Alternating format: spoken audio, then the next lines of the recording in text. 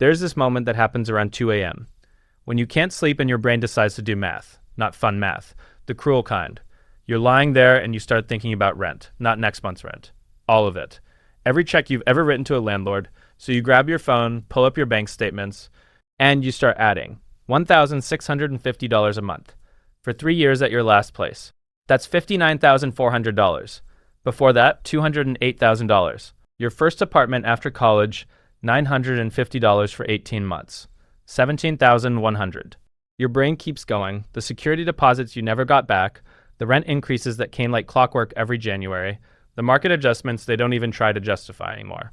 And then you reach a number. And for most of you watching this, that number is somewhere between $80,000 and $200,000. Money that's just gone. You can't point to it, can't touch it, can't sell it. Meanwhile, your landlord, they can point to the building you helped them pay for. They can touch the equity you built for them. And when they sell it, that property you funded with a decade of your income, they get to keep that profit too. This is what I call the rent extraction machine. And it doesn't extract once. It extracts twice. And today I'm going to show you exactly how both extractions work, and more importantly, how to position yourself on the other side of this machine. On this channel, we break down the money systems nobody explains, the ones that quietly move wealth from one group of people to another while everyone's too busy working to notice. And here's what you'll understand by the end of this video. The exact mechanics of how landlords capture your income and your potential wealth simultaneously, why the common advice of renting is just throwing money away, is both right and wrong in ways most people don't understand. And the specific steps you can take to escape this machine entirely, without needing to win the lottery or wait for the housing market to crash. Let's get into it. Let me tell you about Marcus. Marcus is 34 years old, he lives in Denver, he makes $68,000 a year at a job he's pretty good at. He's been working for about 11 years now, got his first real apartment when he was 23. Marcus is not financially irresponsible, he doesn't have credit card problems, he doesn't blow money on things he can't afford, he actually considers himself pretty careful with money. And he's right. He is careful. But here's the thing about Marcus. He's been renting for 11 years straight, and when he finally sat down to calculate how much rent he's paid in that time, the number was $147,840. Let that sit for a second. $147,840. Gone. Now Marcus isn't stupid. He knows rent doesn't build equity. Everyone knows that. It's the most basic personal finance concept there is. Pay rent, get nothing back, pay into ownership, build something.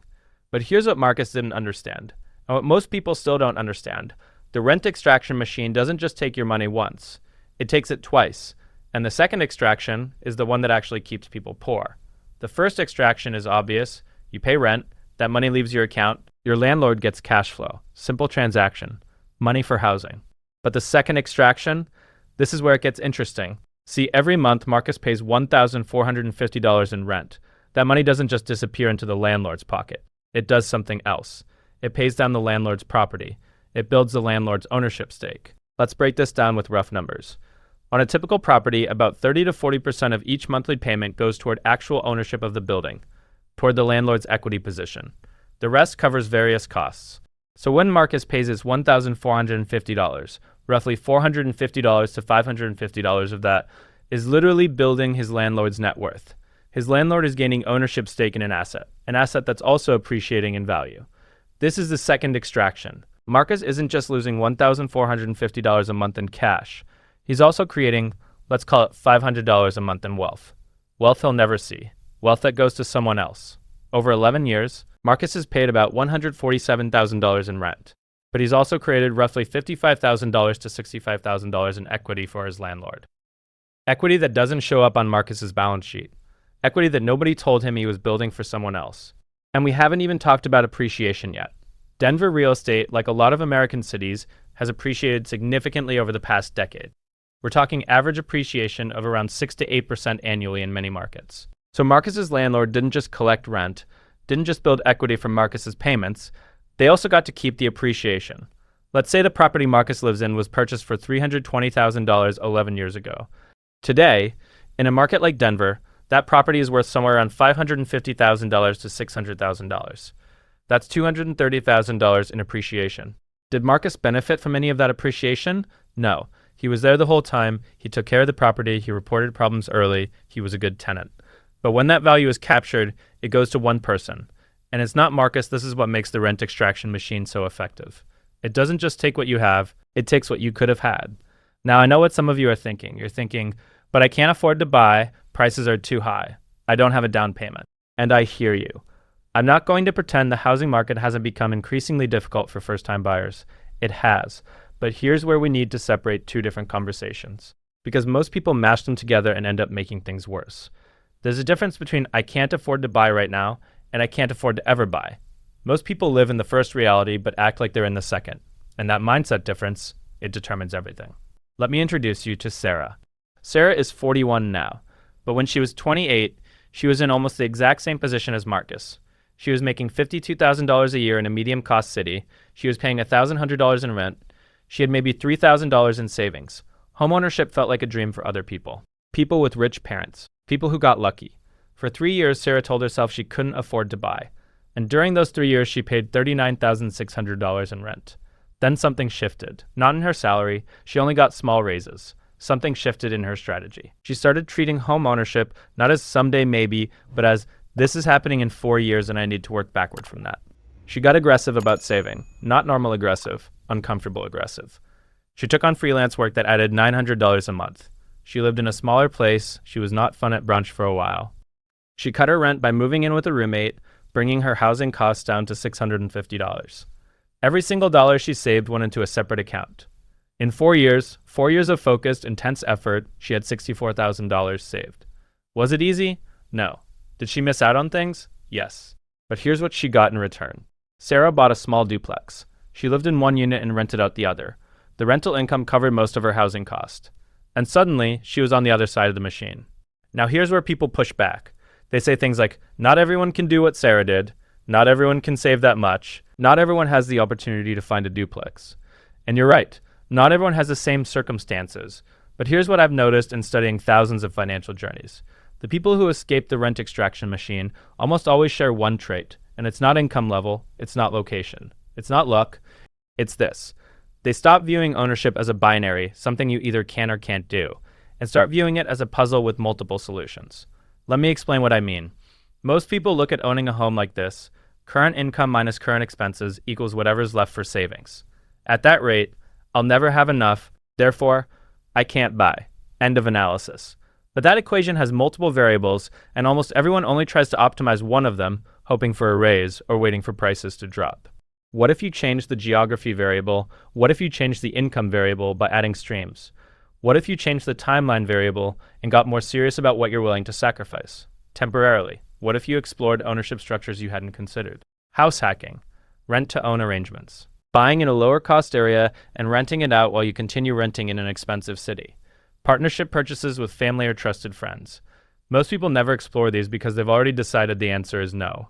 And that decision, that premature no, it might be the most expensive decision you ever make. Let's zoom out for a second, because there's a larger system at play here that most people don't see. Over the past 15 years, and especially since 2008 and again after 2020, institutional investors have been buying single-family homes at unprecedented rates. We're talking private equity firms, real estate investment trusts, and corporations with billions in capital. In some cities, particularly in the Sun Belt, these institutions own 25, 30, even 40% of available rental housing. Why does this matter for you? Because these aren't mom and pop landlords who might cut you a break or forget to raise rent one year. These are sophisticated financial entities with one goal: maximum extraction. They have algorithms to determine the optimal rent price. They have models to predict exactly how much they can raise rent before you'll actually move. They've calculated your switching costs, the hassle of moving, the deposits, the time off work, and they know you'll probably pay the increase rather than go through all that. This is the game you're playing, and you're playing it against professionals who do this for a living. I'm not saying this to make you angry, although anger is a reasonable response. I'm saying this so you understand what you're up against. This isn't a fair market where prices reflect some natural balance. It's an extraction system designed by people who are very good at extracting. Let me give you one more piece of math. And this one's going to sting a little. Take your annual salary, subtract taxes, subtract the cost of working, transportation, work clothes, decompression spending, whatever you need to do to recover from your job. Then divide by your actual hours, not just the hours you're at work, but the hours you spend commuting, getting ready, thinking about work at home. This gives you your true hourly wage. For a lot of people making $60,000 to $70,000, their true hourly wage is somewhere around $22 to $27. Now, take your monthly rent, $1,500, that's 55 to 70 hours of your true labor every month, just for the right to exist somewhere. And here's the painful question. How many of those hours are going to build someone else's wealth? When you think about it this way, rent isn't just an expense. It's a transfer of labor, your time, your life energy, transferred to someone else's net worth. 60 hours a month, 700 hours a year. Over a decade, that's 7,000 hours of your labor, converted into someone else's equity. This is why I call it a machine, because it runs automatically, it doesn't care about your situation, it just extracts. Okay, I want to address something directly, because I know it's bothering some of you. You're just shaming renters. Some people choose to rent. Some people need flexibility. Ownership isn't for everyone. I'm not saying everyone should buy a house tomorrow. I'm not saying your situation is your fault. What I am saying is this. There's a difference between choosing to rent because it genuinely fits your life and renting because you've accepted a story that escape is impossible. There's a difference between strategically renting while you build capital and prepare for ownership and renting while spending everything you could be saving because what's the point anyway? There's a difference between understanding the true cost of renting and making an informed decision, and never running the numbers because ignorance feels better than the alternative. If you've done the math, explored your options, and decided renting is genuinely the right choice for your life right now, I respect that completely. That's a strategic decision. But if you've never done the math, if you've never actually built a plan, if I can't afford it is an assumption rather than a calculation, then you might be leaving hundreds of thousands of dollars on the table over your lifetime. So where does all this leave you? You understand the dual extraction now. You see how landlords capture both your cash flow and your potential wealth simultaneously. You understand why the system is designed this way and who benefits from keeping you in the rental loop. Understanding the trap is step one. Now let's talk about the exit. Because here's the truth most people miss. You don't have to play the housing game exactly the way it's been presented to you. There are multiple paths out of the rent extraction machine, and at least one of them is probably available to you, even if it doesn't feel that way right now. Let me walk you through a framework I call the ownership equation. It's got 6 components, and you don't need all of them, you just need enough of them to reach escape velocity. Component 1, calculate your extraction rate. This week, not someday, this week. I want you to run your own version of the Marcus calculation. How much rent have you paid in your lifetime? How much of that went to building someone else's equity? What could that money have become if it had been invested in assets you own? Equity investments, a business, income-producing property. This isn't about shame, it's about establishing a baseline. You can't navigate anywhere without knowing where you're starting from. Component 2. Build an aggressive savings protocol, and I mean aggressive. Not 10% of your income, that's maintenance level. I'm talking about 25 to 40% if you're serious about changing your trajectory. I can't save that much. I hear you, but before you decide that, track every dollar you spend for 30 days. Every subscription, every delivery fee, every I deserve this purchase. Then ask yourself, which of these things is worth more than my freedom from the extraction machine? You'll find money you didn't know you had. Everyone does. Component 3, stack income streams. Your salary is one stream. In a world designed to extract wealth from workers, one stream isn't enough.